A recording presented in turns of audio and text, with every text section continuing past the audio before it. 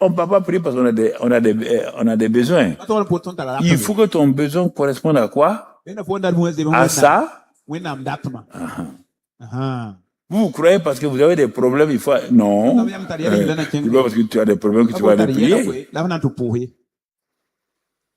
Ton besoin que tu veux amener à Dieu là, qui est dans le lieu secret là, est-ce que ça correspond? Est-ce que tu as vu dans la parole, sa volonté c'est quoi? C'est sa parole. Est-ce que le besoin là, que tu transportes dans le lieu secret là, ça correspond à la volonté révélée de Dieu, écrite de Dieu? Première condition. Condition nécessaire et suffisante pour que deux triangles soient semblables. Ça, c'est le théorème. Voilà le théorème spirituel ici. Le théorème spirituel, la prière efficace, fervente est là devant toi. Tu as fait la troisième, non? On t'a parlé de triangle. Pour que deux triangles soient semblables. On t'a dit ce qu'il faut faire, non? On dit conditions nécessaires et suffisantes. Pour que ta prière soit efficace. Conditions nécessaires et suffisantes. Toi, tu ne regardes pas ça. Toi, tu crois qu'il faut aller parler.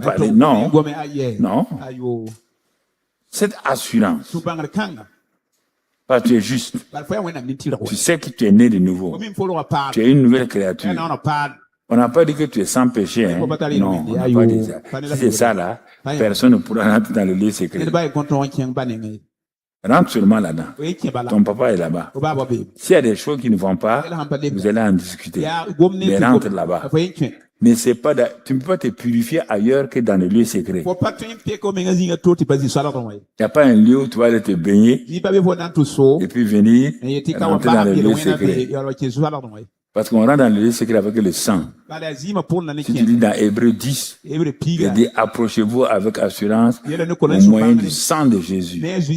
Quand tu rentres avec le sang de Jésus, tu es purifié et papa te reçoit dans ton lieu de prière. Mais ne parle pas parce que tu as des problèmes. Va parce que Dieu t'a purifié, Dieu t'a justifié. Remercie-le pour ça. C'est pourquoi tu dois passer du temps dans un esprit de repentance d'abord. Lui parler ce qu'il est, ce qu'il a fait pour toi. Ne commence pas à crier, voilà, non, ça n'aimait pas Dieu. Les larmes n'aiment pas Dieu. Les larmes d'un menteur, ça n'aimait pas Dieu.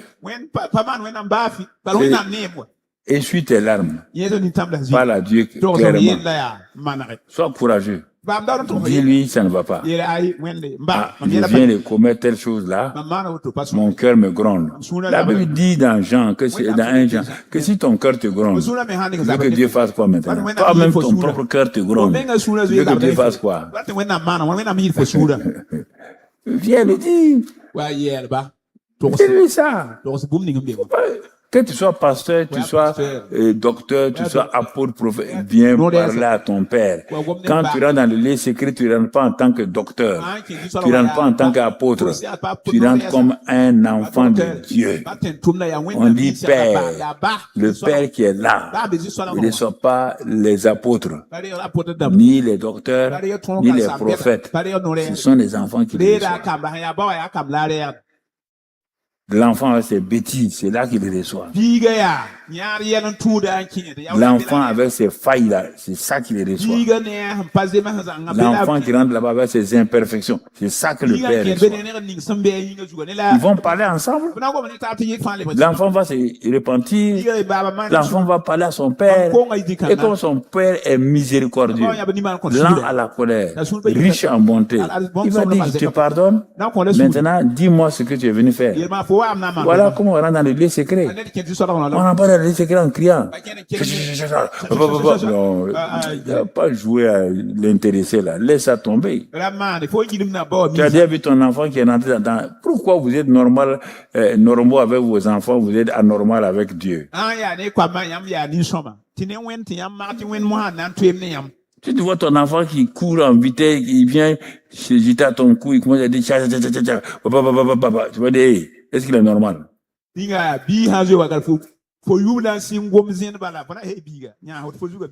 Il vient dire papa, maman. Voilà. Soyez normaux spirituellement. Qui vous a mis dans la tête, c'est pourquoi je vous regarde, vous priez. Aïe. Bon, si je leur dis encore, ils vont dire papa là, je vous ai laissé jusqu'à ce que vous vous épuisez. Maintenant, quand vous voulez vous noyer là, je vais venir vous repêcher, sortir de l'eau. Vous lavez, vous mettez au bord, on va recommencer à nager. Je suis maître de natation, je vais vous apprendre maintenant comment on nage.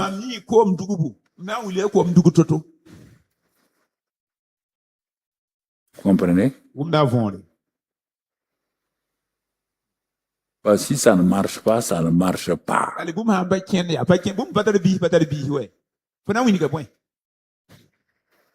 C'est pas Satan? Où est-ce que tu vois, je parle de Satan? Le pauvre Satan rit tous les jours, il dit, ben Dieu, moi je t'ai dit, comme au temps de Job là, j'ai dit au temps de Job, il faut toucher Job, il va te maudire. Job n'a pas maudit, mais sa femme a maudit. Satan a eu raison sur Dieu. Nous donnons raison à Satan à cause de nous, nos paroles. Job a dit, touche Job. Satan a dit, touche. Il va te maudire en face. Sa femme s'est arrêtée, il a dit à son mari, maudit Dieu et meurt. Donc Satan a eu une victoire. Faut pas avoir tourné autour du pot. Combien de victoires tu as donné à Satan? Combien de choses tu as fait que Dieu baisse la tête, il a honte à cause de ta manière de vivre et ta manière de parler. Combien de fois? Combien? Tu vas pas me dire non? Donc tu vois mon frère. Il dit, maintenant si tu fais ça, qu'il t'écoute, il faut tout faire d'abord que Dieu, les oreilles de Dieu soient là pour t'écouter.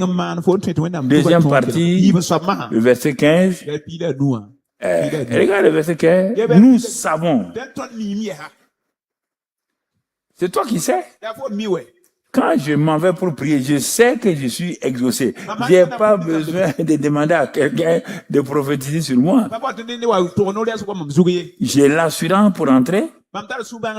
Et quand j'ai demandé, j'applique Marc 11, verset 24, où il dit, si vous priez, si vous demandez quelque chose, croyez que vous l'avez reçu, sans douter, et vous verrez la chose s'accomplir. Ça complète ceci.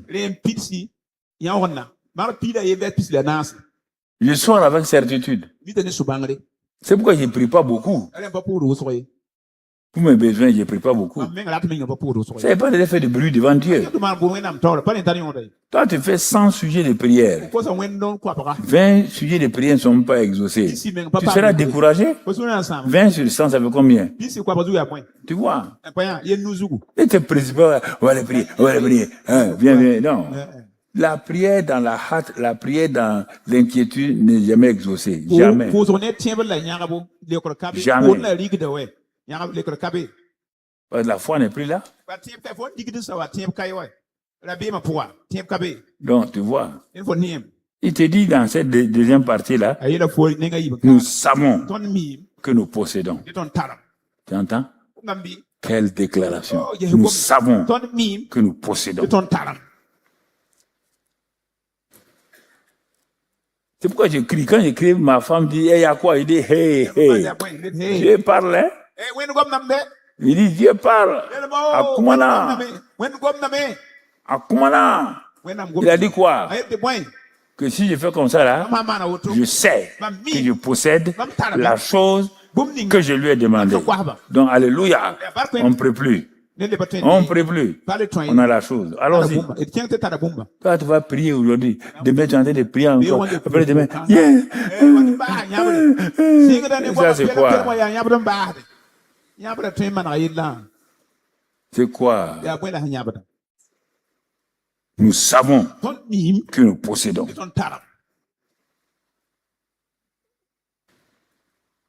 Ouais. Nous savons que nous possédons. Marc 11, 24 te dit, et même 23, si quelqu'un dit à cette montagne, crois que ce qu'il dit arrive. S'il ne dit point, la montagne va bouger. Dans la prière maintenant, verset 24, si quelqu'un demande quelque chose à Dieu, sans douter, crois que ça doit arriver, il le verra s'accomplir. Dieu ne peut pas mentir. Écoutez là, traiter Dieu de menteur. Hein? Même Balaam a été obligé de dire, Balaam, qui cherche de l'argent là, un moment donné s'est arrêté. Il dit, lève-toi Balak, tu es si fort, lève-toi et écoute-toi. Dieu n'est pas un homme pour mentir, il est le fils d'un homme pour se repentir. Ce qu'il a dit, il le fera. Balaam qui aime l'argent là, malgré l'argent qu'on lui a donné, il a dit au roi Balak, Dieu ne ment pas. Parce que pourquoi je dis ça? Dieu a dit qu'il a béni Israël. On ne peut pas le maudire. Donc arrêtons de continuer à vouloir prier. Il a déplacé les autels. Quand je vois l'affaire des hôteliers d'Algérie, quoi. Il n'y a pas un homme qui a utilisé les hôtels comme Balaam.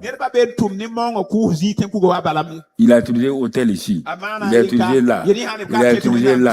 Il y a des bonbons. Il y a un hôtel supérieur. On va utiliser ça là. Malgré ces hôtels-là, Dieu lui a dit, Balaam, si tu t'amuses avec moi, avec tes hôtels-là, tu vas comprendre. C'est pourquoi il est mort vulgairement.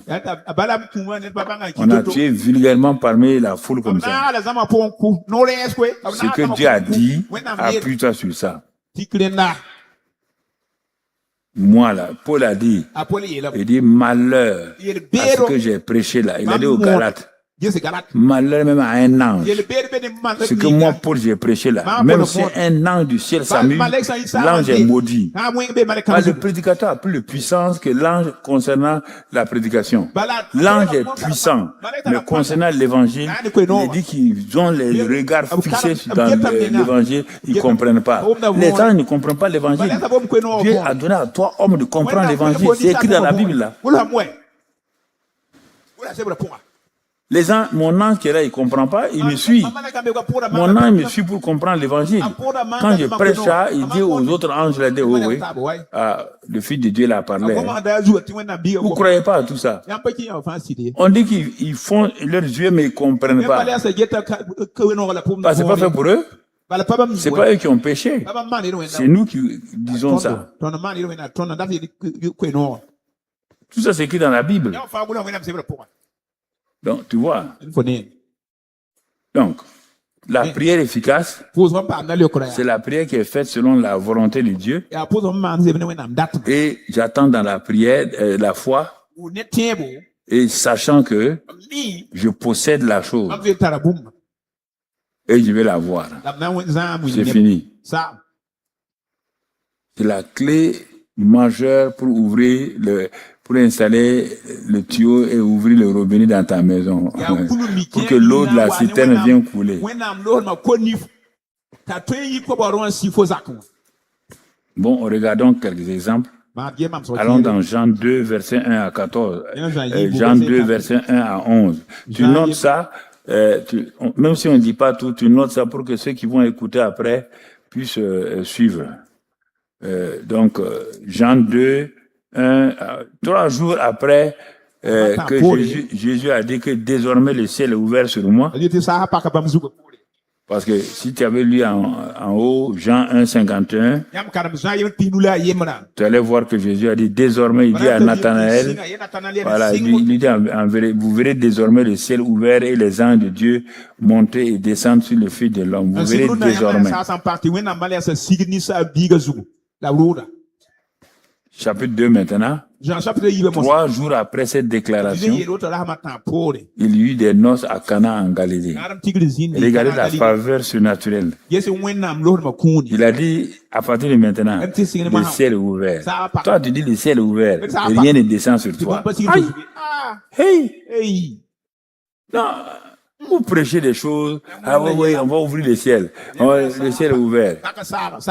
3 jours après, il y a quoi? Sécheresse. 3 jours après, il y a quoi? Hein? Pauvreté. Ton ciel là est comme ça. Eh bien.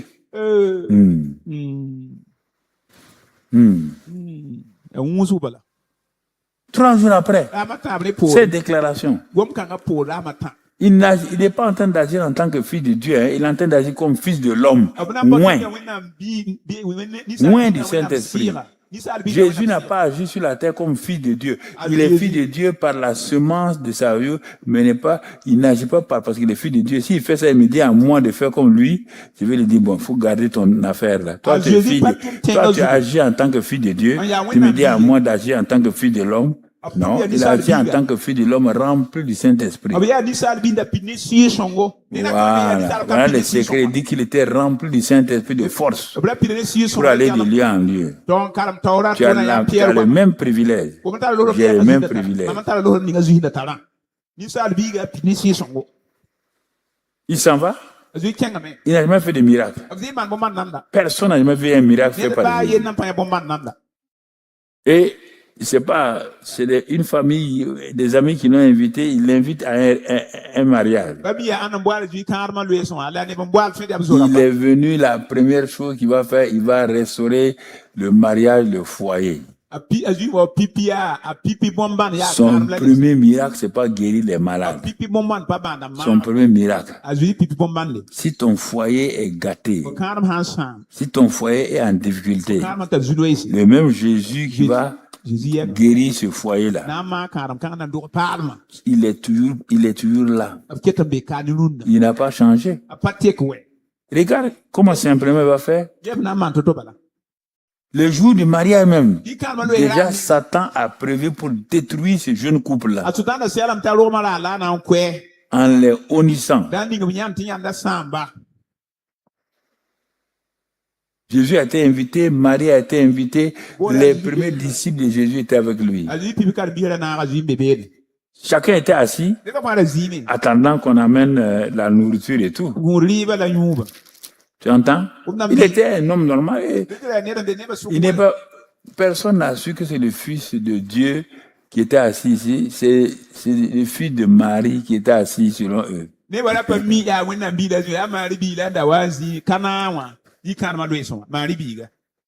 Et la mauvaise nouvelle est venue.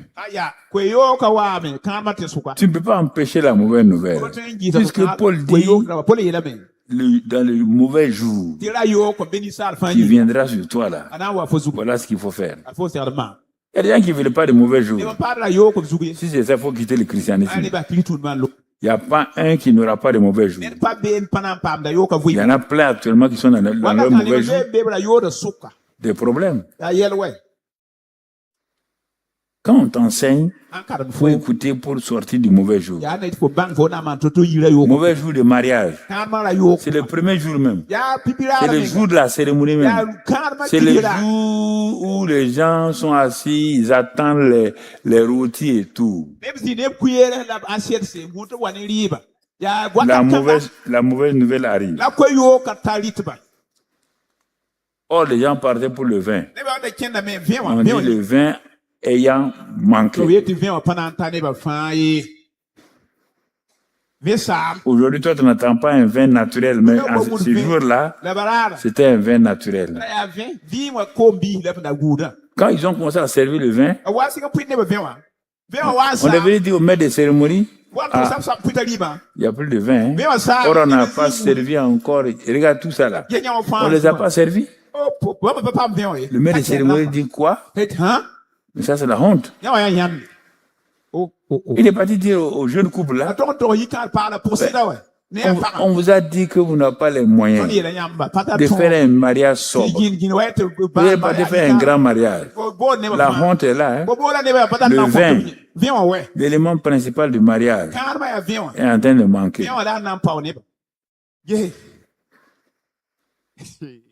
Le vin dans ton foyer, c'est quoi? C'est la joie et l'amour et la paix. Ça manque. Les jeunes se sont mariés ici, 3 mois déjà, ils veulent divorcer. Ils ont cru que mariage, là, C'est quoi? C'est sexologie. Mais oui, donc il ne faut pas vous scandaliser là. Quand ils ont eu la fille 3 mois, ils ont trouvé que c'est trop. Ta tête carrée comme ça. Prends l'enfant de quelqu'un et tu pars jouer avec ça. Les gars, ils sont assis. Ils veulent baisser la tête maintenant. C'est quelle histoire. Le vin a manqué. Les vieux mariages comme les nouveaux mariages, le vin manque.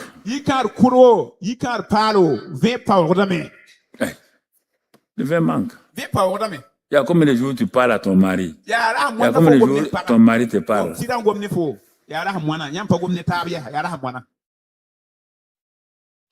Il y a combien de temps tu rentres à l'heure à la maison? Quand tu sors, tu vas jouer aux boules. Quand les boulistes ont dit ils s'en vont, tu cherches maintenant cartes. Quand les quartiers ont fini, tu vas maintenant dans bar.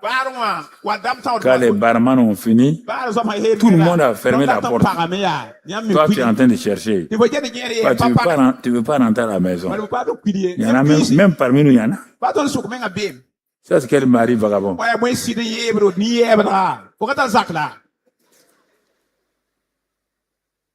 C'est quel mari vagabond?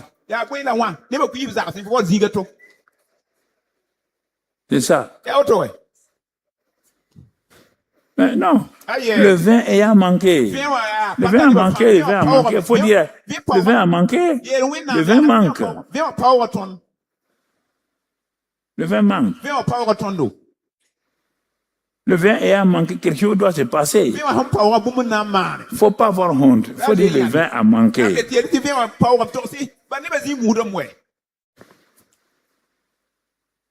D'un moment à l'autre, chacun d'entre nous, les mariés, là, il y a des moments où le vin a manqué. Certains, ça a duré 1 jour, d'autres, ça a duré 3 mois, d'autres, ça a duré 6 mois. C'est le manque de vin, là, c'est le temps là, qui est dangereux et qui affecte le foyer. Il faut réparer ça vite. Il faut trouver un moyen pour aller se repentir devant le Seigneur et lui demander de te donner un vin nouveau. Un vin nouveau dans ton foyer. Le vin nouveau, ça peut être des besoins importants qui donnent la joie. Par exemple, un enfant qu'on attend va donner la joie. Ne croyez pas que Dieu est contre vous, que Dieu a déjà déclaré dans Genèse 1, 28, il dit, béni, il dit, soyez féconds, multipliez-vous. Il n'a pas renoncé à cette parole. Fécond et béni. Béni, fécond et multipliez-vous. Il n'a pas dit maintenant, à cause d'un péché, je vais arrêter ça. Il n'a pas arrêté. C'est votre pensée, maltraitée par l'ennemi, qui vous fait croire ça. Vous croyez trop à la réalité et vous refusez la vérité biblique. Il y a la réalité. La réalité est palpable. On peut voir, on peut toucher. Ça, c'est pas la vérité. Elle peut être une vérité scientifique, mais c'est pas la vérité. Elle peut être une vérité physique, mais c'est pas la vérité. C'est ça qu'on appelle la réalité. La vérité dit, on ne peut pas la toucher, mais elle peut se manifester. La vérité dit, par ses meurtrissures, vous êtes guéris. La vérité dit que la stérile enfantera 7 fois. La vérité dit toutes ces choses-là.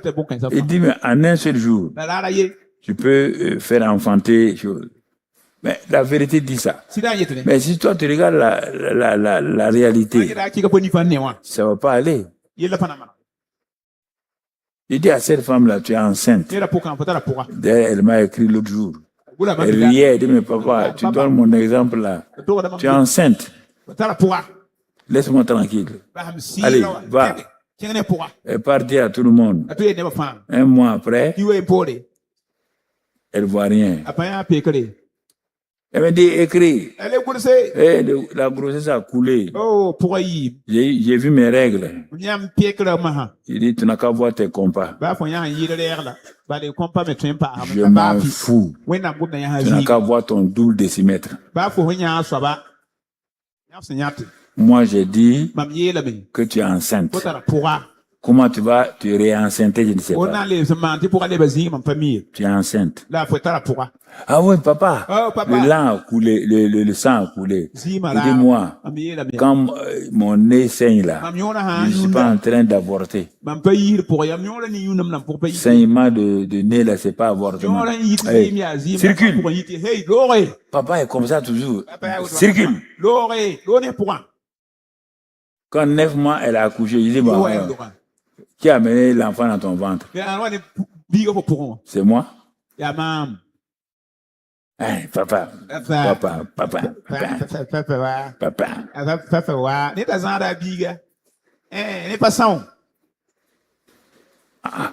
Croyez ce que Dieu dit. Je vous parle, mon cœur. Vraiment, tu ne sais pas, hein?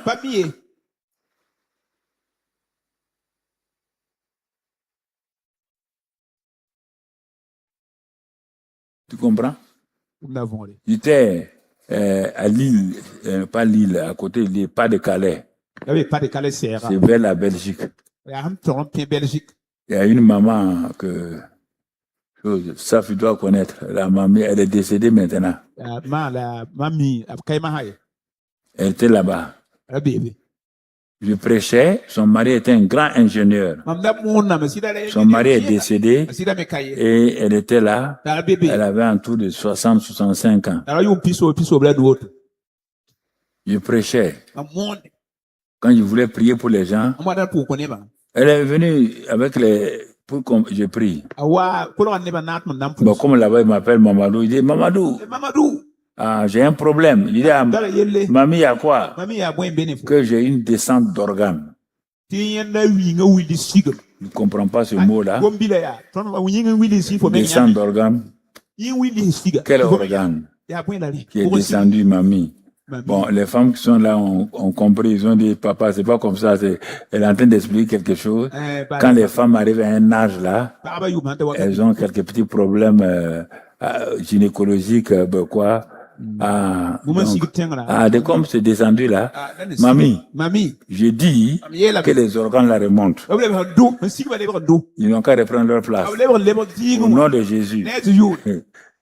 Elle est partie. Et comme on partait manger chez elle, parce qu'elle était très gentille, sa maison était sur un canal là. Donc, quelques jours, elle est partie voir son médecin. Son médecin dit, maman, j'ai oublié son nom, peut-être ça se rappelle, madame. Voilà. Ton docteur fait les visites. Elle dit, mais madame, mais qu'est-ce qui s'est passé? Elle dit quoi? Que ça s'est aggravé? Elle dit non, que vos organes sont remontés. Quand elle est venue, je dis, mais je t'ai dit non. Est-ce que j'ai dit que tes organes tombent? Il dit que ça remonte. Oui ou non? Ça, c'est la mentalité du surnaturel. Ici, en train de vous parler, vous croyez que c'est, si moi aussi je pouvais faire ça, misérable. Ma femme a dit, je n'ai plus dit misérable. Je me répands, je dis plus misérable. Tu peux faire? Tu peux? Mais le Saint-Esprit. Le problème, c'est que tu n'as pas la mentalité du surnaturel. C'est-à-dire que tu es trop naturel. Quand tu as un problème, tu cherches la solution naturelle. Voici une famille. Dans le naturel, le vin est fini. Ils n'ont pas l'argent pour acheter rien.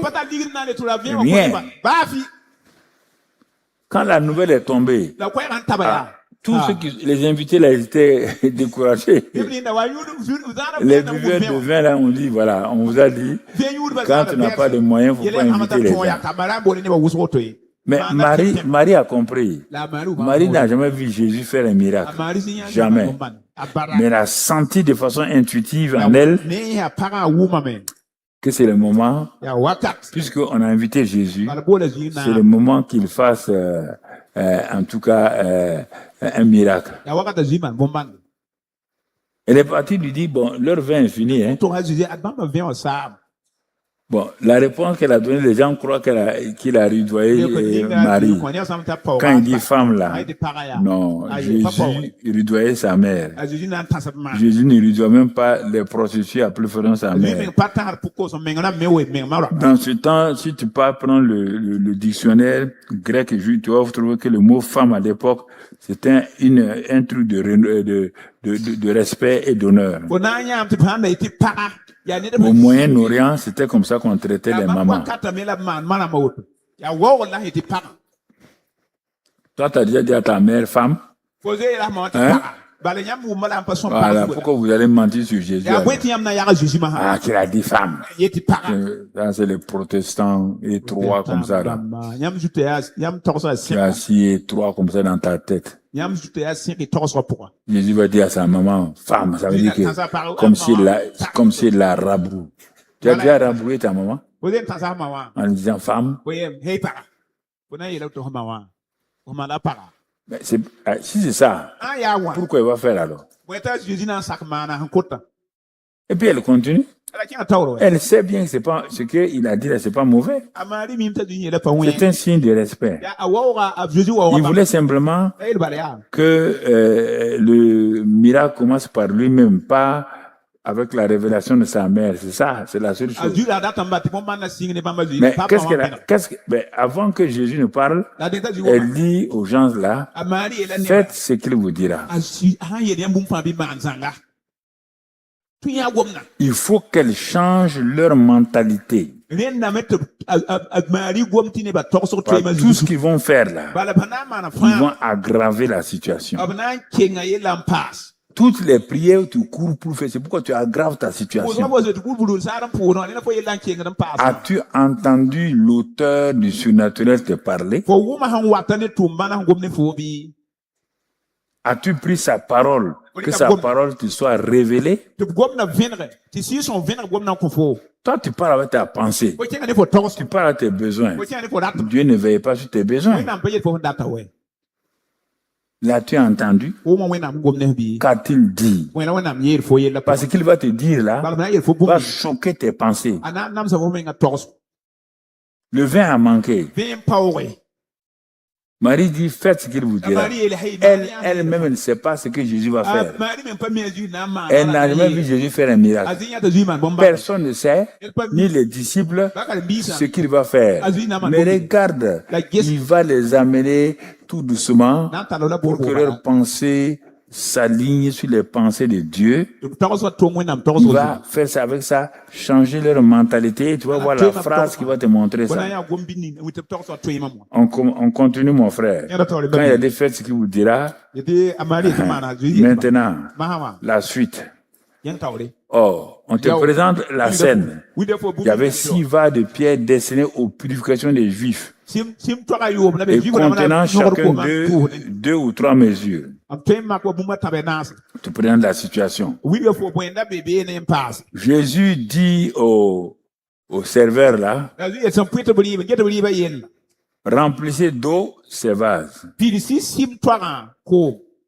La mentalité du surnaturel vient lorsque tu suis pas à pas, pas parce que tu as prié. Lorsque tu vas suivre pas à pas ce que le Saint-Esprit ou la parole va te dire.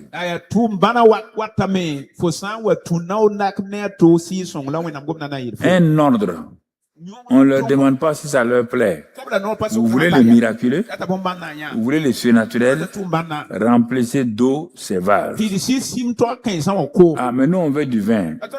Je vous ai dit, remplissez d'eau ces vases. Mais ça n'a rien à voir avec j'ai dit, et je répète, remplissez d'eau ces vases. Et les serviteurs se sont fâchés. Ils ont dit, tchao, comme toi tu fais là. Moi, je suis venu quand on prie pour moi, on me dit d'aller me repentir. Ça, c'est quelle histoire, ça? Hein? Comme on va voir avec Naaman. Il m'envoie son serviteur me dire, au lieu de sortir, faire un peu de magie, un peu là. Mais on veut du vin, non? La situation est grave. C'est difficile. Qu'est-ce qu'ils ont fait? La Bible dit, et il les remplit jusqu'au bord. Le miraculeux va lorsque tu obéis à Dieu, non pas quand tu raisonnes. Quand il dit imposer les mains aux malades, les malades seront guéris à mon nom. Mais ça veut rien dire. Il n'y a rien dans ta main. Mais si le malade lui-même méprise le fait que tu vas imposer les mains, tu as beau imposer les mains 20 fois, rien ne se passera. C'est pourquoi on dit qu'il faut que les deux vous soyez d'accord. Matthieu 18. D'être d'accord. Et le miracle passe vite. Mais s'il y a un d'entre eux qui doute là, ça ne passe pas. On dit, et il n'y a pas un qui a dit, non, nous on ne croit pas à ça. Non, non, non, non. Il est tous là, ceux à qui ça sert de, il remplit chacun un vase jusqu'au bord. Quand il puisait l'eau pour le mettre dans les vases, vous croyez que déjà certains ne sont pas moqués d'eux? Il n'y a pas de vin et puis vous faites des foutaises comme ça là. Est-ce qu'on a dit que c'est le temps de faire nos ablutions pour faire la prière? Parce que les vases là, ce sont des vases d'ablution. C'est là-bas qu'ils enlèvent l'eau pour faire ablution avant d'aller pour prier. Donc, il y a déjà avec toutes sortes d'idées. Quand tu veux faire le miraculeux, toi-même tu vas douter, ou bien ton mari ou ta femme ou bien des gens vont douter, tu dis, faut pas nous tromper ici. Hein. Quelle relation y a-t-il entre l'eau et le vin? Il n'y a pas de relation. C'est ça le problème. Tu ne peux pas analyser logiquement. Tu ne peux pas le faire. Il faut que cette mentalité soit reçue, que d'aller crier au nom de Jésus. Non, c'est pas le nom, c'est pas en criant, non. Si la personne va crier, Jésus me mettait là, c'est Jésus qui donne les ordres. Quel nom de Jésus tu vas crier? Tu vas dire au nom de quel Jésus? C'est lui-même qui est en train de donner les ordres. Il remplit. Continuons. Puisez maintenant. Vous voyez? Il est en train de manifester leur foi par la parole. En même temps, vous voyez, il communique la mentalité du miraculeux par la parole. La parole va produire en eux la foi. Puisqu'ils n'ont pas le Saint-Esprit, voilà comment il opérait. Puisez maintenant, leur dit-il. Qu'est-ce qu'ils ont fait? Ils ont puisé. Et dit maintenant, quand ils ont puisé, ils sont venus s'arrêter devant lui. Quelle est la prochaine étape? Portez-en à l'ordonnateur du repas. Il y a un ordonnateur du repas, il y a un maître de cérémonie. Il dit, oui. Bon. Ils auraient pu dire, jeune homme, c'est le vin que le maître de cérémonie attend. Hein? Non.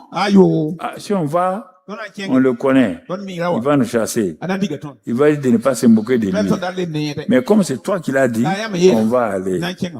Combien de fois Dieu vous a parlé, vous avez refusé, vous avez hésité, et la chose est venue passer sur votre nez. Ah, c'était vrai, hein? C'était vrai, c'était Dieu. Combien de fois tu as manqué ces occasions? Tu as manqué ces occasions. Portez-en. Et partir. En partant, chacun avait dans son gobelet de l'eau. Quand il dit aller porter-en à l'ordonnateur, c'est-à-dire aller apporter du vin à l'ordonnateur. Pas de l'eau. L'ordonnateur ne cherche pas de l'eau, il veut son vin. Pour que la joie revienne à la fête. Eux, ils ont dans leurs mains des gobelets d'eau. Dans le réel, ils regardent sur l'eau. Il n'y a pas de couleur, il n'y a pas de vin, il n'y a pas d'odeur de vin. Ils ont commencé la marche de la foi. Écoutez-moi, c'est ça. C'est pas la prière. Attends, non, c'est pas ça. Il faut agir. C'est ça qui va provoquer les surnaturels. Tu entends? Quand ils sont arrivés, et la suite dit quoi? Quand l'ordonnateur du repas, il a pris les gobelets. Pas tous les gobelets, mais un des gobelets. Quand le monsieur qui était là avec son gobelet a passé le gobelet à l'ordonnateur, quand l'ordonnateur a pris le gobelet, quand il a porté ça à sa bouche, qu'est-ce qu'il dit? Il dit, il eut goûté l'eau changée en vin, mais ne sachant d'où venait ce vin, tandis que les serviteurs qui avaient puisé l'eau le savaient bien, il est parti voir l'époux. Il dit, toi là tu es bizarre, hein? Tout homme normal sert d'abord le bon vin. D'abord le vin qu'il avait dans sa main était quoi? Était supérieur à quel vin? Au vin qui est fini, non? Hein? Le bon vin de Dieu va envahir ta maison. Le bon vin de Dieu qui va venir chez toi là sera meilleur à l'ancien vin. L'ancienne joie charnelle va partir. La joie du Saint-Esprit va venir. La joie de l'Éternel qui fait la force va venir. Toutes ces choses vont s'accomplir dans ta vie. Tu auras cru à la parole de Dieu. Tu auras cru à la parole de Dieu. Frères et sœurs, bon, si vous venez et vous croyez ce que je dis là, ce que je dis de faire, vous le dites. Si vous ne dites pas, je ne suis pas d'accord avec vous. Ça, je refuse. Si vous refusez d'ouvrir votre bouche, vous dégagez. Je vous suis ferme avec ça. Je ne suis pas là en mon nom. Dieu m'a dit de vous dire ça. Si je dis ça, tu t'assois, tu me regardes. Tu n'es pas convaincu. Tu dégages. C'est le mot que je dis. Tu dégages.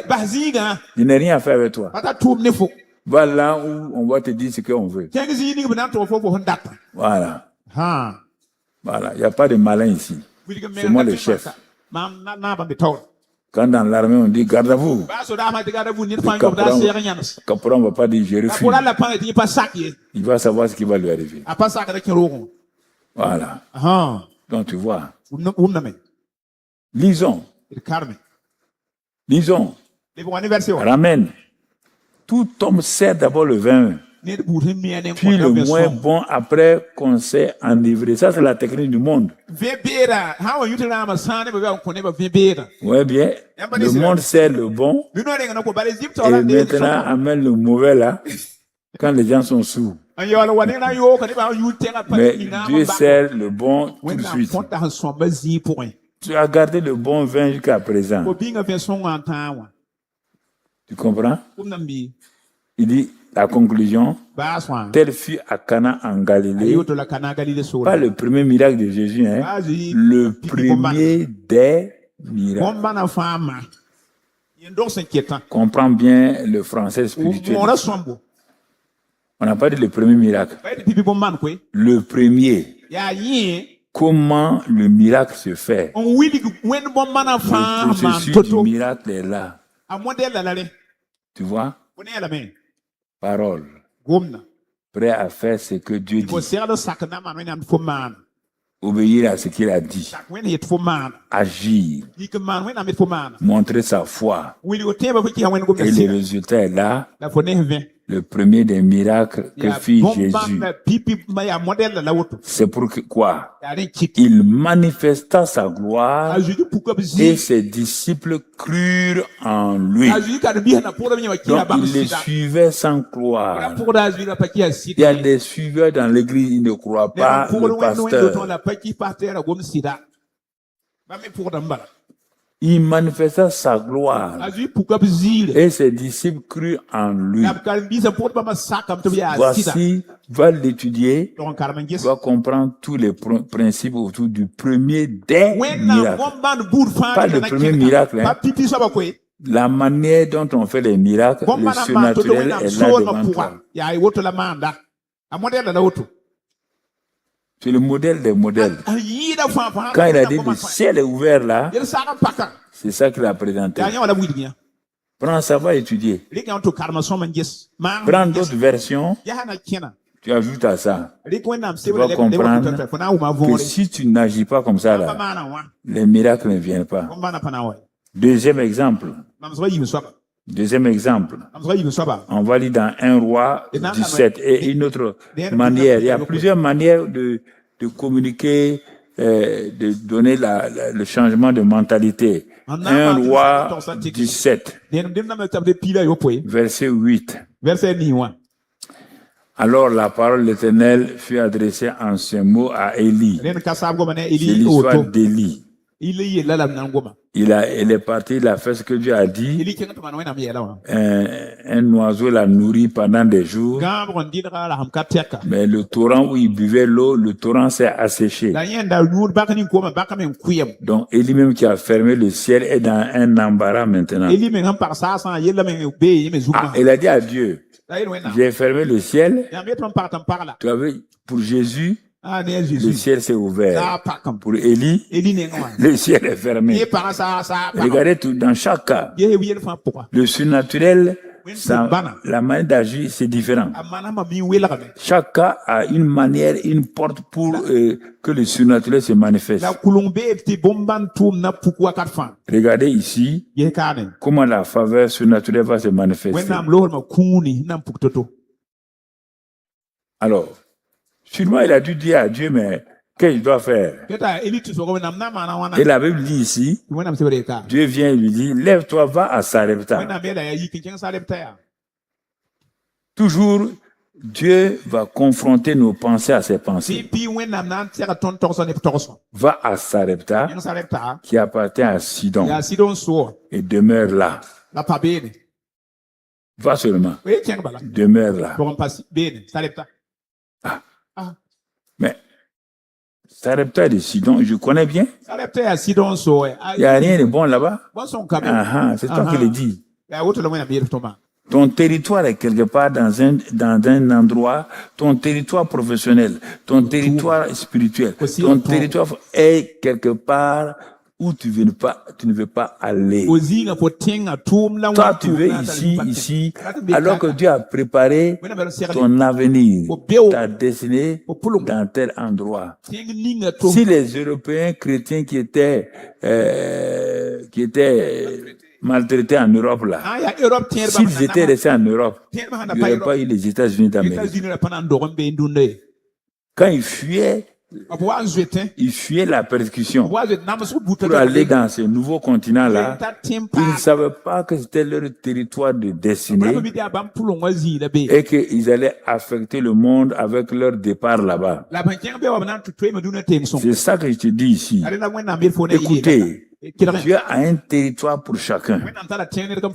Mais maintenant, si vous voulez ressembler aux gens, vous voulez jalouser les gens, Dieu ne donne pas le même territoire à deux personnes. Il le donne à une seule personne. C'est pourquoi Caleb a décidé que ce qu'il lui a dit à 40 ans à Moïse, qu'il veut ce territoire où il y a les géants là. 45 ans plus tard, Caleb avait 85 ans. Quand ils ont vaincu, ils devaient partager le territoire. Caleb a dit à Josué, ne te fatigue pas, je vais le même territoire. Josué dit, ah bon? Tu as 85 ans, hein? Il dit, non seulement je veux ça, c'est là où il y a les géants là. C'est ça qui me plaît. Caleb dit, hein? À 85 ans, tu veux là, le territoire où il y a les géants. Il dit, mais oui, si j'ai demandé que Moïse m'a donné, il n'y a pas de problème. Pourquoi vous voulez des territoires faciles? Pourquoi vous voulez des positions faciles? Pourquoi pour un petit problème vous courez à gauche, à droite? Écoutez-moi.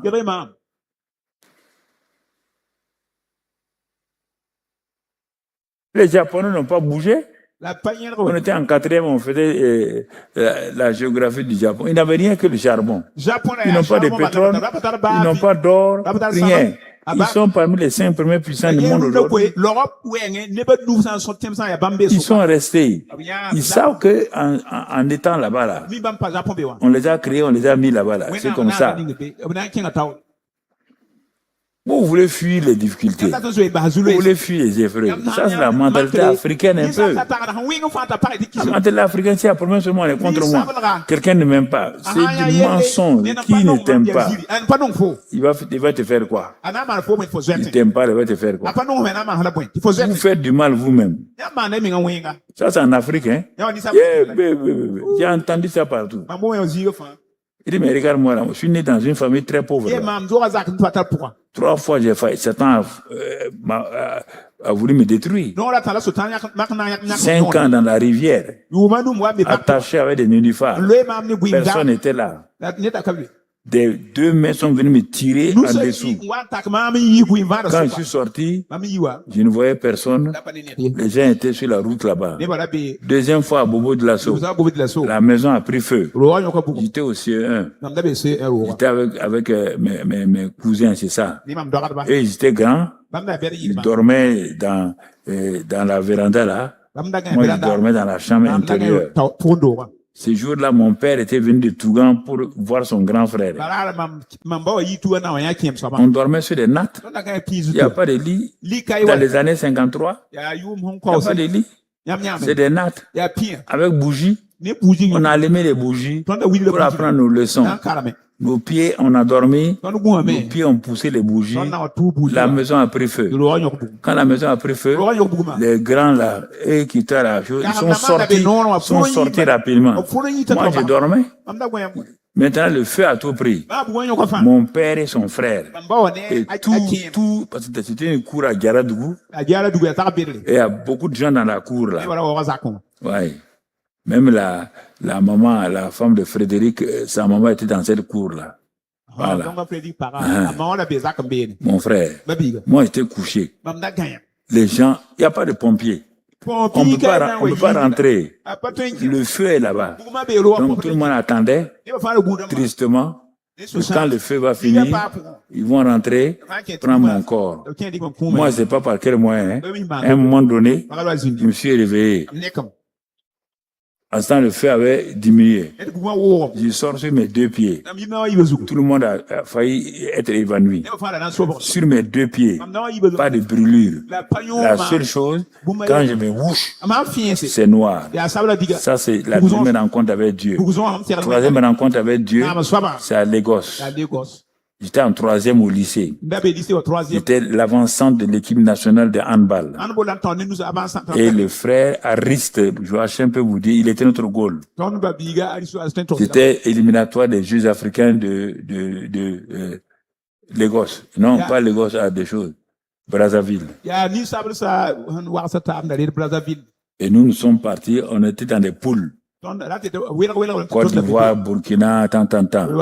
On est parti à l'équipe de football, l'équipe de basket, handball, volley féminin. On n'a jamais vu la mer. On dit on va aller visiter la mer. On est parti. Il y avait un drapeau qui était planté au bord de la mer. Un drapeau rouge. Ce qui veut dire que la mer est en tempête aujourd'hui. On a vu personne sur la rive. On a vu des pirogues posées, mais comme on ne comprend pas, on est parti s'asseoir. Et notre coordonnateur, c'était le professeur Lompo Eugène, qui était professeur de sport au lycée Zenda. De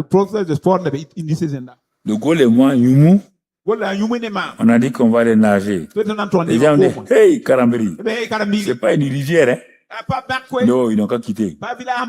On est rentré dans l'eau, là. Mon frère. La mer, là, nous a flattés. L'eau vient ici, l'eau va là. Donc, on était contents.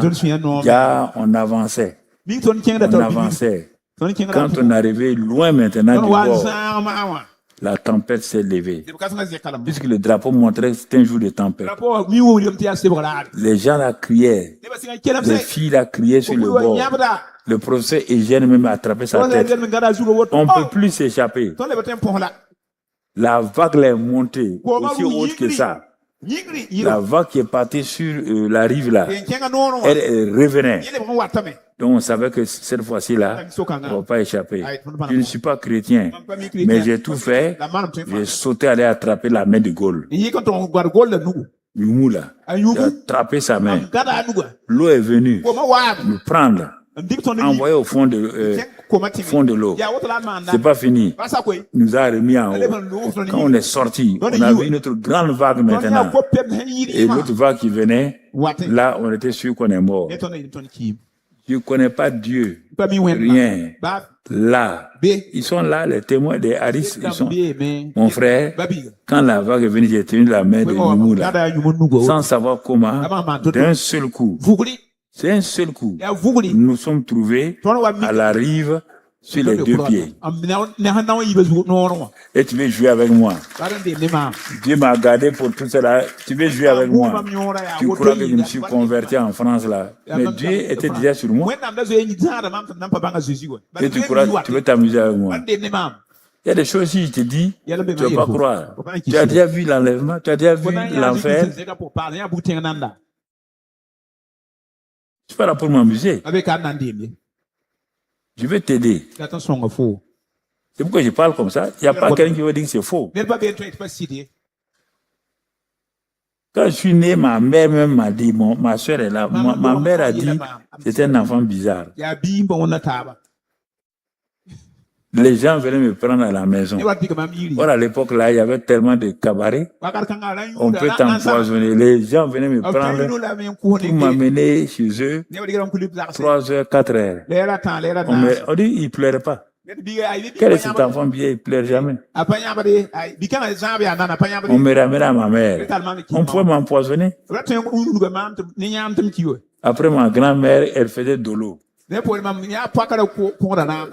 elle pas fait le dolo là, elle m'amène là-bas. Quand elle a fini de faire son dolo pour vendre, elle boit, moi je bois.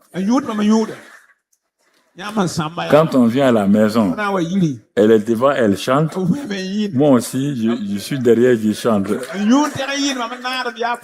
Un ancien buveur de dolo qui devient pasteur.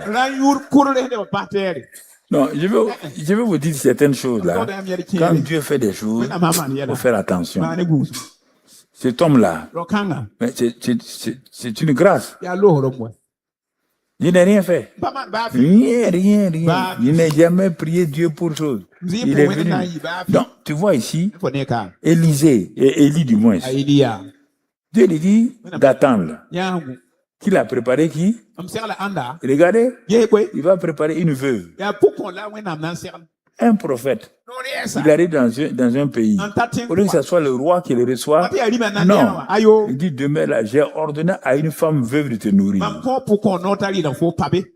La faveur surnaturelle, frère, je veux que vous ayez cette mentalité. Il n'y a rien qui vous sera impossible lorsque vous acceptez la mentalité de la faveur surnaturelle. C'est-à-dire que vous méprisez vous-même. Vous croyez que c'est quelqu'un d'autre qui a ça. Vous croyez que on ne parle pas des dons spirituels. La faveur surnaturelle n'a rien à voir avec les dons spirituels, les dons de prophétie. Non, non, non.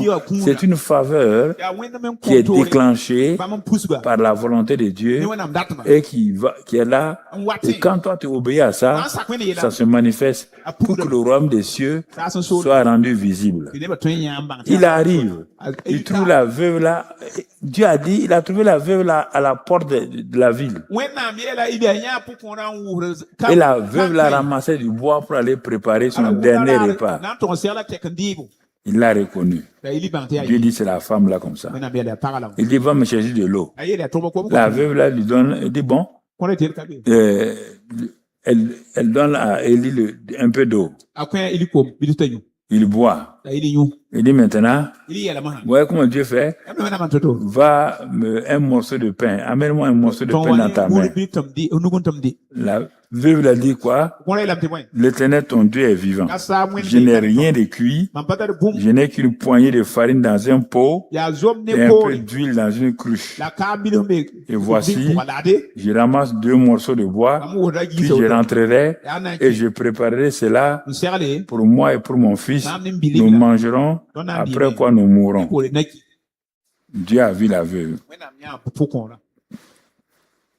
Dieu va résoudre le problème de la veuve là en créant cette situation à Élie.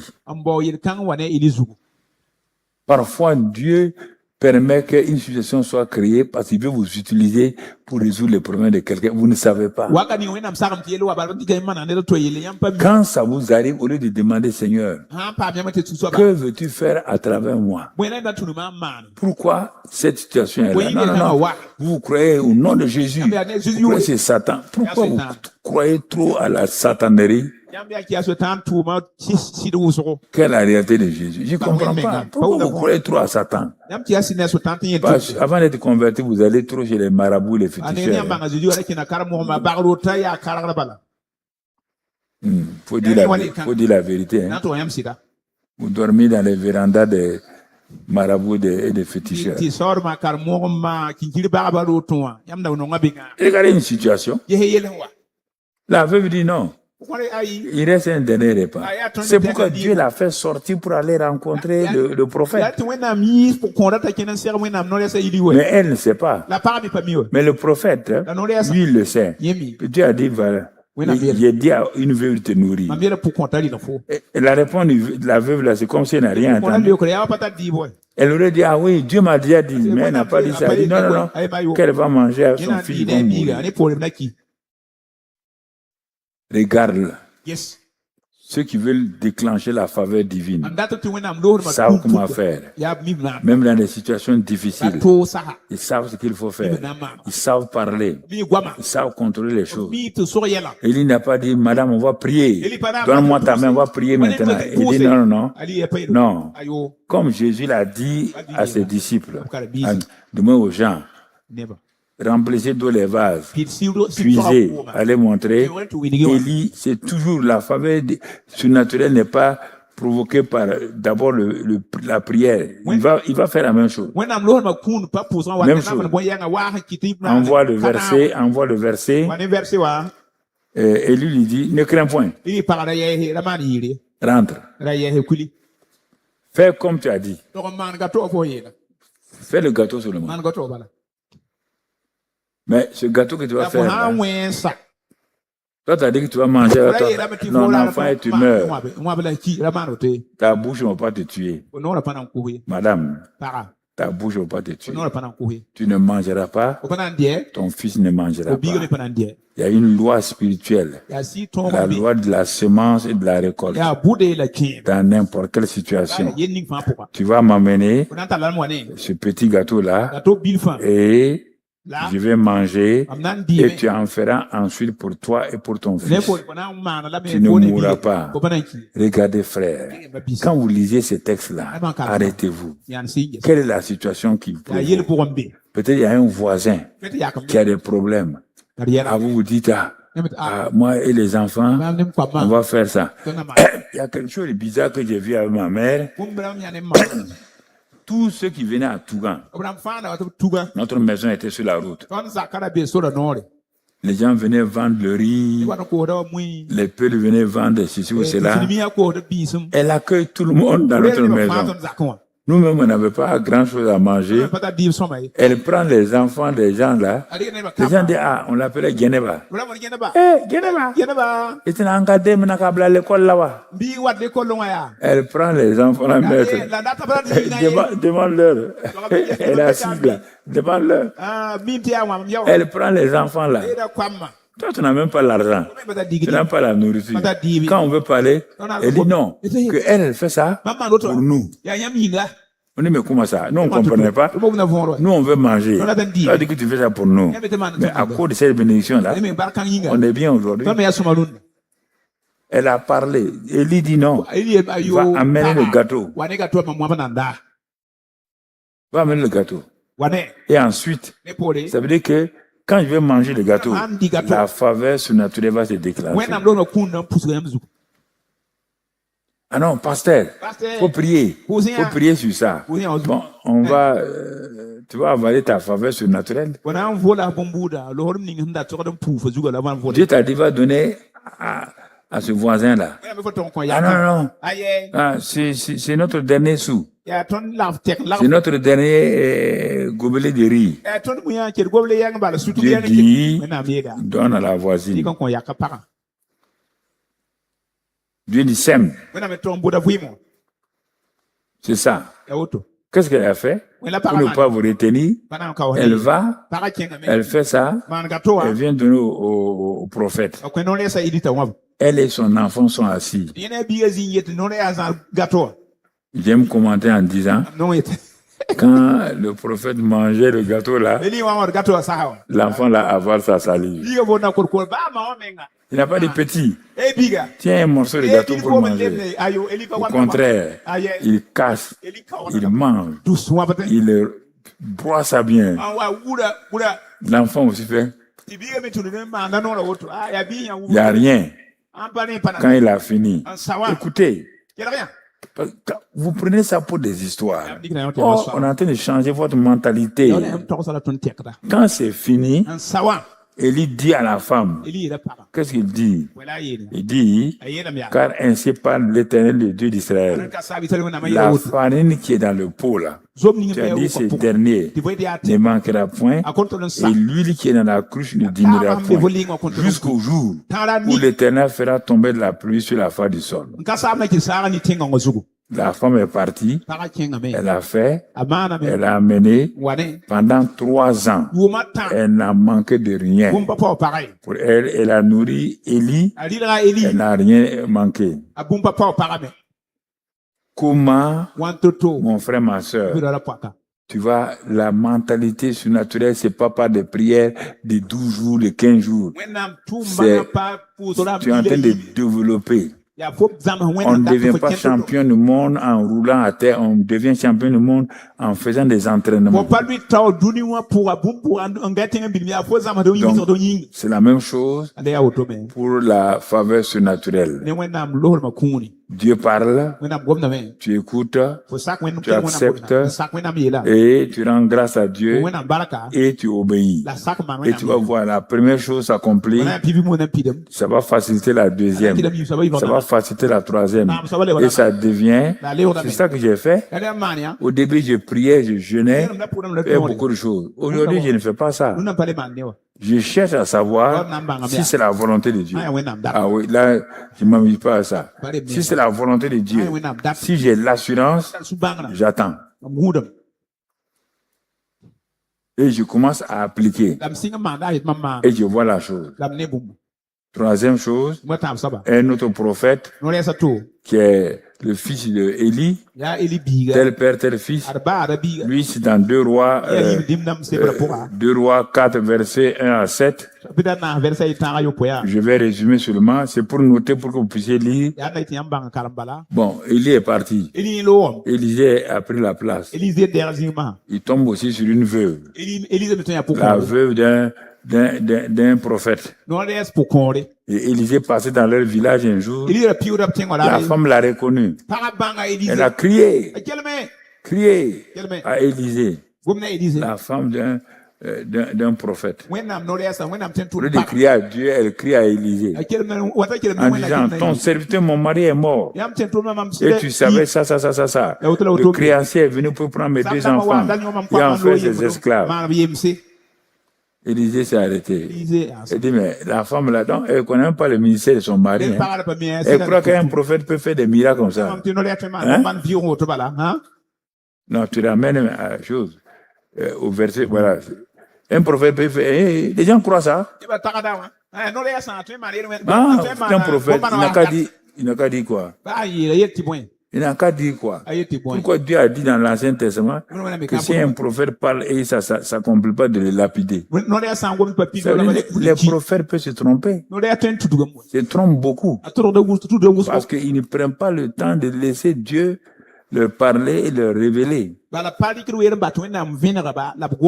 Elle a crié. L'homme s'est arrêté. Il a demandé à Dieu quelle est la réponse. Regardez la réponse de Dieu. Il dit d'abord, que puis-je faire pour toi?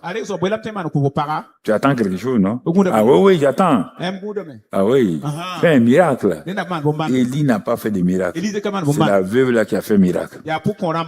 Cette veuve aussi va faire miracle pour que sa mentalité rétrograde là, voyant que Dieu l'a abandonné, que mon mari était prophète, mais Dieu abandonne les prophètes, Dieu abandonne les pasteurs. Beaucoup de gens sont ça.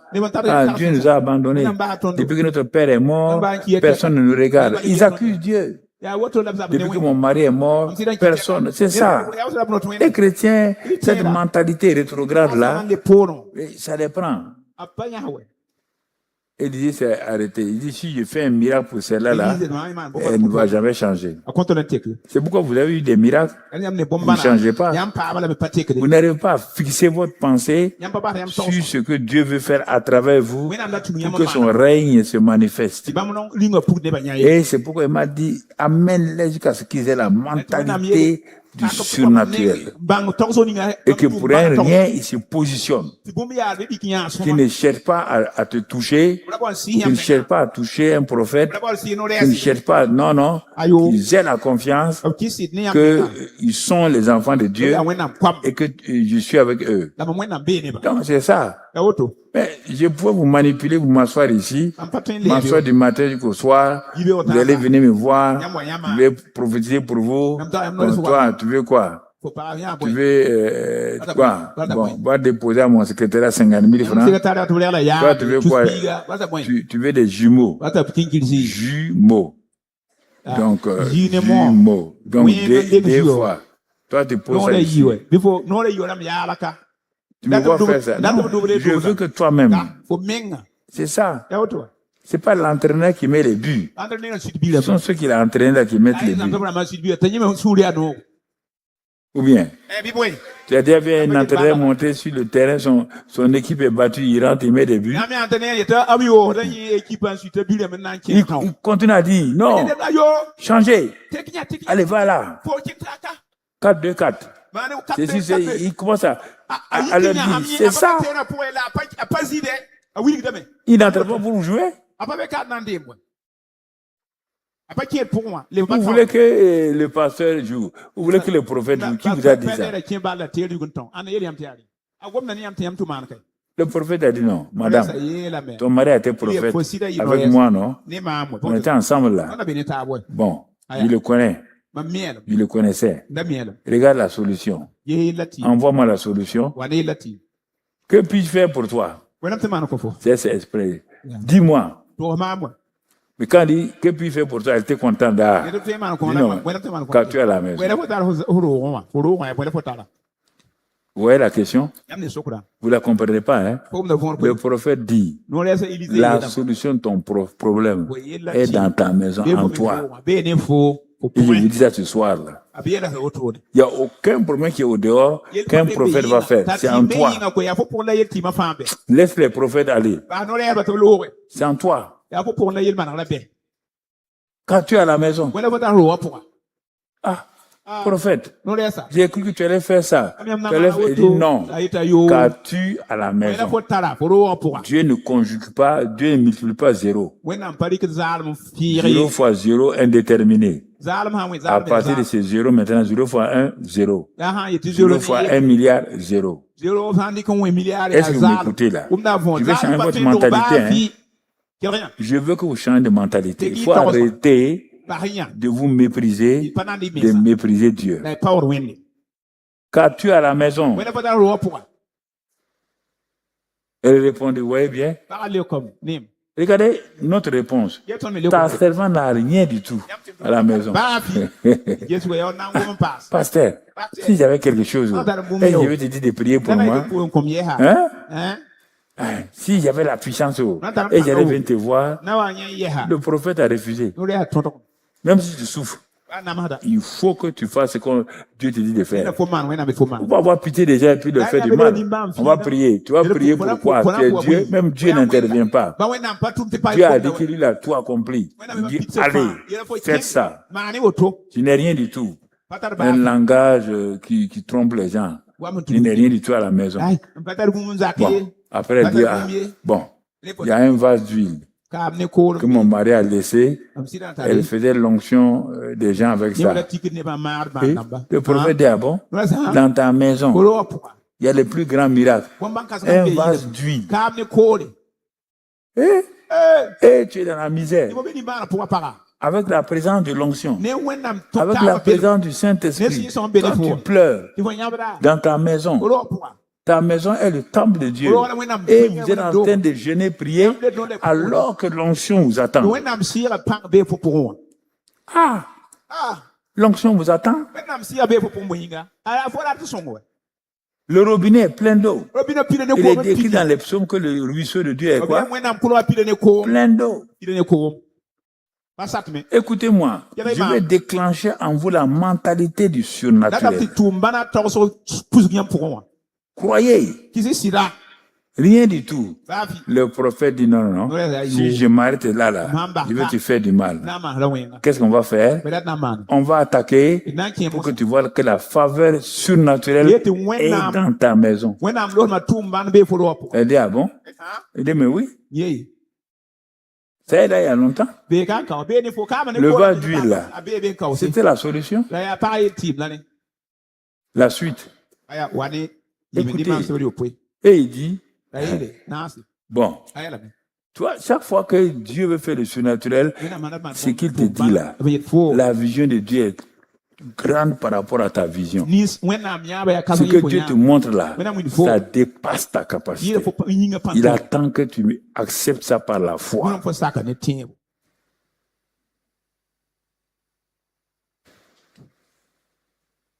Il dit, va demander au dehors. Il faut que tu sois utile. Va demander au dehors des vaches et tous tes voisins. Tes voisins savent qui tu es. Ils savent que tu n'as rien actuellement. Ils entendent tes pleurs. Ils entendent tes enfants gémir. Tout le monde sait que tu n'as rien. Il faut que tu montres que dans ta maison là, il y a la puissance de Dieu.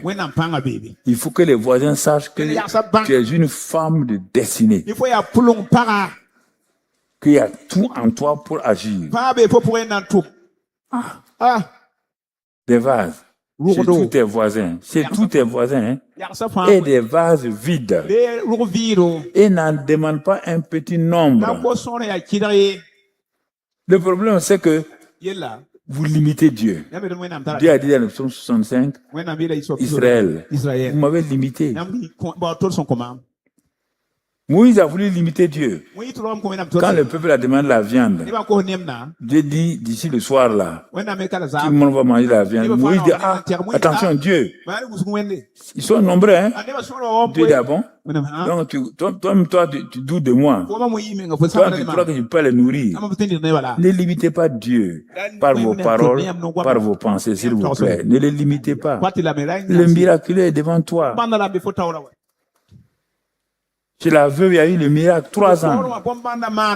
Elle n'a jamais acheté quelque chose. Mais il y avait un renouvellement du stock. Parce qu'elle a accepté de faire ce que le prophète a dit. Et ici, elle est endettée. Les créanciers sont à la porte. Il veut prendre ses enfants pour en faire des esclaves. C'est un cas urgent. Donc la solution urgente lui est proposée. On voit la suite du verset.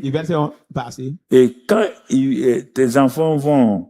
quand tu seras rentré, tu fermeras la porte sur toi et sur tes enfants. Parce que ne laisse pas le regard des gens venir t'influencer.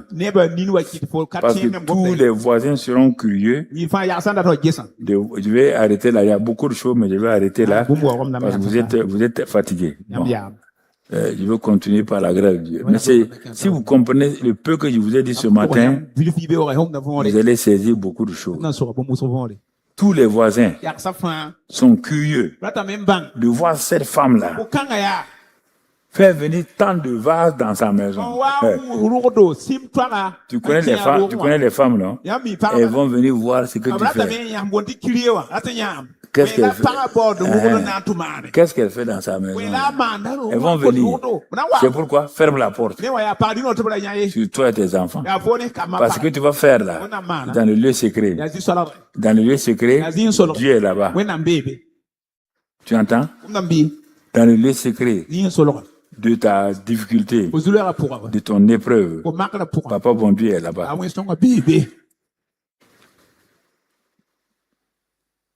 Aucun prophète n'est là-bas. Le prophète n'est pas resté. Non. Il n'est pas resté. Donc, les enfants ont commencé à sortir.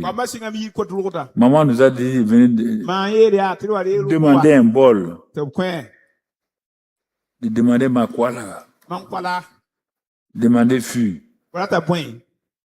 Quand vous connaissez les femmes, qu'est-ce qui est arrivé chez vous? Les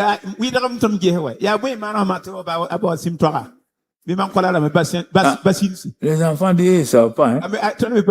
Ah bon?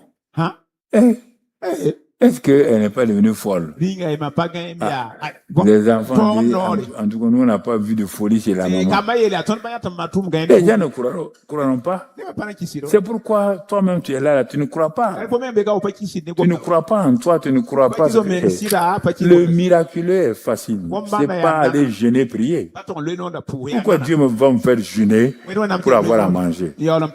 Déjà, je suis faible par le fait que je n'ai pas mangé. Il va me punir encore d'aller jeûner. Tu as vu ça avec Jésus? Le jeûne et la prière, c'est pour ma relation avec Dieu. Quand ça ne va pas, je m'en vais me jeûner et prier, dire à Dieu, ça ne va pas dans ma vie. Je suis devenu faible. Va lire dans Ésaïe 58, Ésaïe 59. Tu vas trouver ça, le vrai jeûne. Il détache les chaînes de la méchanceté. On ne peut pas acheter Dieu avec les jeûnes. Nous sommes déjà rachetés par le sang de Jésus. Pierre a dit que nous sommes rachetés par le sang précieux, pas par de l'argent et de l'or. Nous sommes déjà rachetés. Je jeûne, je prie, je vais intensifier ma communion avec Dieu. Dans ce temps de jeûne et de prière, j'enlève tout ce qui peut empêcher ma foi de fonctionner. Je confesse mes péchés. Je me répands, je m'humilie et je décide avec Dieu d'avancer. Quand j'ai fait ça, le Saint-Esprit est libre quand je sors pour agir. Et je ne vais pas aller demander à Dieu par un jeune d'avoir un enfant. C'est une foutaise. Dieu a déjà dit que soyez féconds. Il n'a pas d'aller jeûner et prier pour avoir des enfants.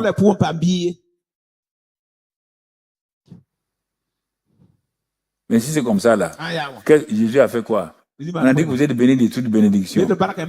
J'ai dit, je répète, mon jeûne, c'est pour développer ma relation intime avec Dieu.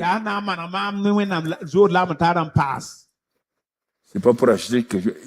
Mon jeûne peut acheter quoi? Dis-moi.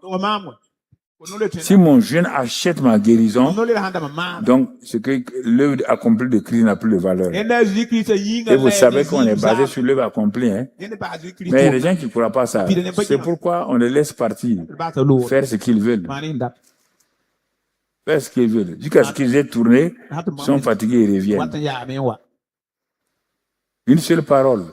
La personne est délivrée par miséricorde, par compassion. Quand ils sont venus, elle prend le petit. Regardez, il n'y a pas de problème. Elle a obéi.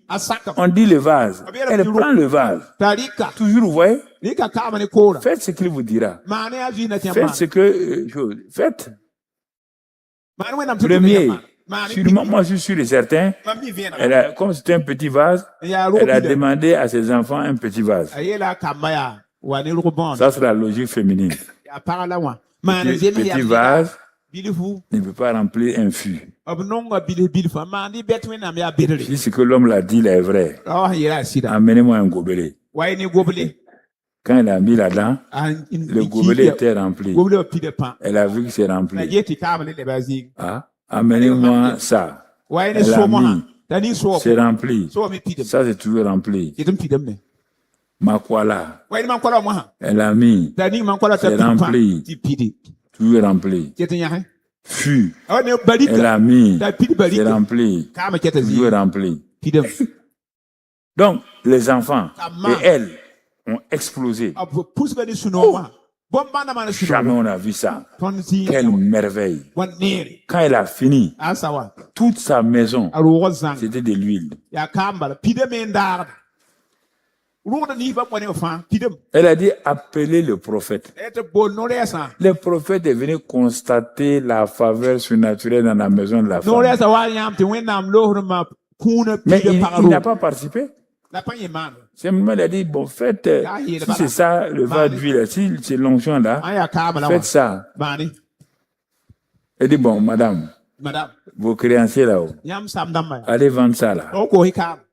Et payez la dette de votre mari. Et le reste là, nourrit ta famille. Il y en a, bon, je vais m'arrêter là. Il y a tellement... Il y a des choses que ça fait 53 ans, c'est ça. Il n'y a rien, je n'ai jamais fait un effort pour quoi que ce soit. Je n'ai jamais gêné pour avoir l'argent pour construire ça. Je n'ai jamais gêné pour avoir l'argent pour faire la télévision. Non. Pour le travail, j'ai déclaré, je suis venu. Mais je suis fils de Dieu. Il me place. Dieu place ses enfants, non? Ou bien? Dieu vous place.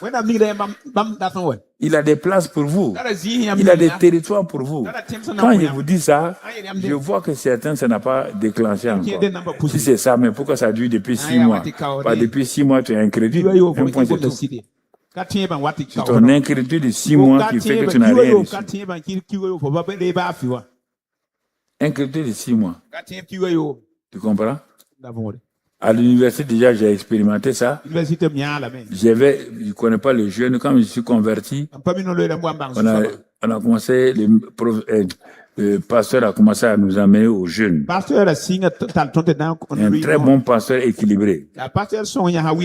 Et quand j'ai commencé à faire le jeûne moi-même, c'était pas pour avoir quelque chose, hein. C'était pour améliorer ma relation avec Dieu et tout. Et un jour, j'ai fait le jeûne. J'avais cours après, mais vers 17h comme ça, j'avais vraiment faim. Comme j'étais un nouveau, j'avais vraiment faim. Bon, je voulais, on ne casse pas le jeûne. Ça, c'est le langage des gens. Vous avez pris le langage des autres là. On ne casse pas un jeûne. On ne casse pas un jeûne chrétien. Un jeûne, c'est une relation avec quelqu'un. C'est pas pour casser. Vous avez pris les vocabulaires des autres là, c'est ça qui vous crée des problèmes. Vous aimez aller prendre des vocabulaires ailleurs en dehors de la Bible. Où tu as vu qu'on casse le jeûne ici? On va casser le jeûne à 18h. Où tu as vu ça dans la Bible? Tu as appris ça où? C'est pourquoi ça marche. Le jeûne, c'est une relation. Intensification d'une relation entre toi et Dieu. C'est ça. Donc, vers 17h, j'avais vraiment faim. Mais comme je ne connais pas les règles du jeûne, on n'a pas dit à quelle heure on doit arrêter. Je n'ai pas arrêté. Moi, j'ai dit seulement à Dieu, moi, j'ai faim. Bon. Je n'avais pas d'argent et le restaurant n'était pas ouvert. J'avais des tickets de restaurant pour le restaurant universitaire, mais il n'était pas l'heure pour manger. Vraiment, j'avais faim. Bon, je cherchais, mais il y avait une cafétéria dans la cour là. J'ai cherché des pièces pour aller au cafétéria acheter un sandwich. J'ai fouillé mes tiroirs, pas d'argent. Rien. Vraiment, je vous dis la vérité, j'avais faim. Je ne sais pas pourquoi, j'avais faim. Alors, je me suis assis à ma table d'étudiant dans ma chambre là. J'ai posé ma Bible. J'ai dit à Dieu, en tout cas, il n'a qu'à m'aider, moi je vais manger. Ouais, c'est un bon père. Je vais manger. Mais j'ai fouillé mes tiroirs, il n'y a même pas un franc. En sang, les sandwichs devaient coûter 1 franc et quelques. Ce n'était pas l'euro, c'était les francs français. Donc, écoutez, le prix du sandwich là, j'étais assis là. Maintenant, j'étais assis à ma table et je disais, Seigneur, qu'est-ce que je vais faire? Bon, il a vu que j'étais sincère. J'avais faim. Écoutez, Dieu est mon témoin. Là, j'étais assis. Là, la pièce est venue comme ça.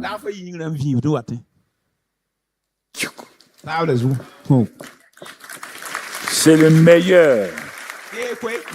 Je suis allé au cafétéria, c'est le meilleur sandwich que j'ai mangé de ma vie. Si tu crois que c'est de la magie, ça te regarde. Si tu es magicien, moi je ne suis pas magicien. Dieu a envoyé les Kailadou. Tu as une caillerie que tu as donnée à Dieu.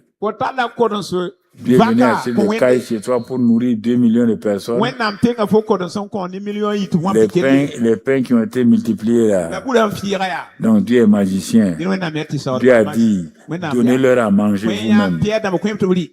Des gens qui n'avaient qu'à la rigueur 200 deniers, même pas 200 deniers, 5 poissons et 2 pains.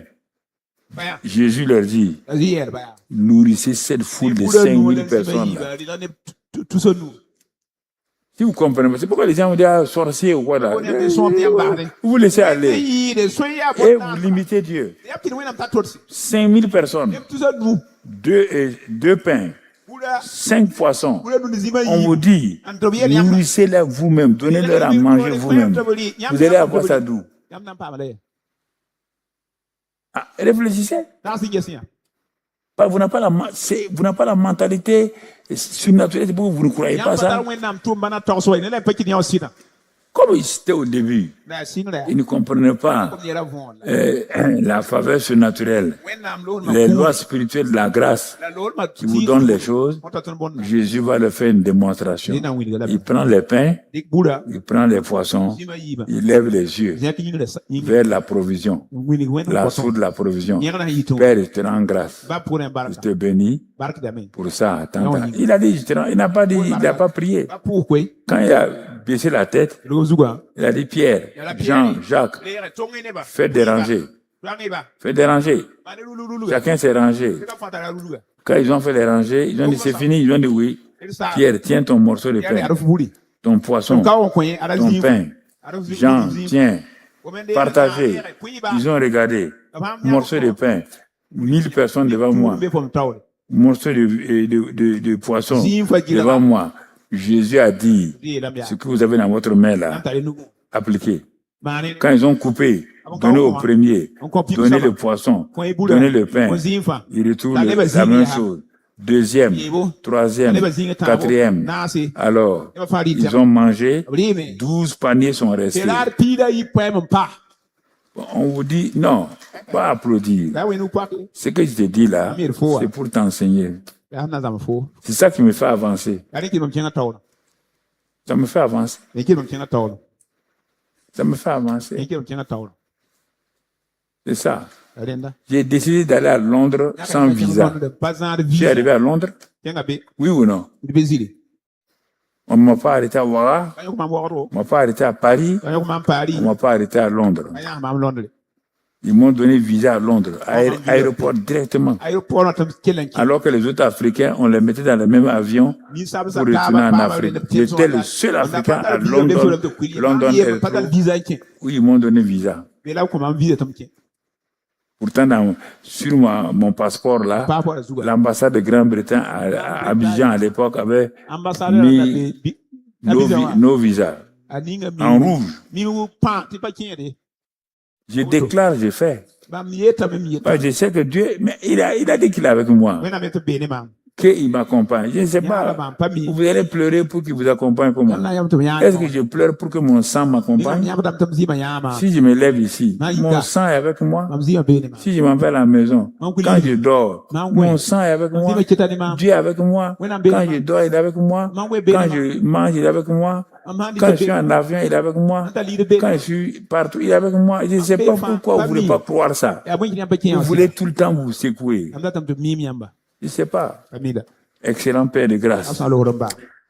Je prie afin que ton peuple comprenne ces vérités bibliques et qu'ils saisissent que c'est toi qui es à l'origine de tout et que c'est possible de vivre cette faveur surnaturelle.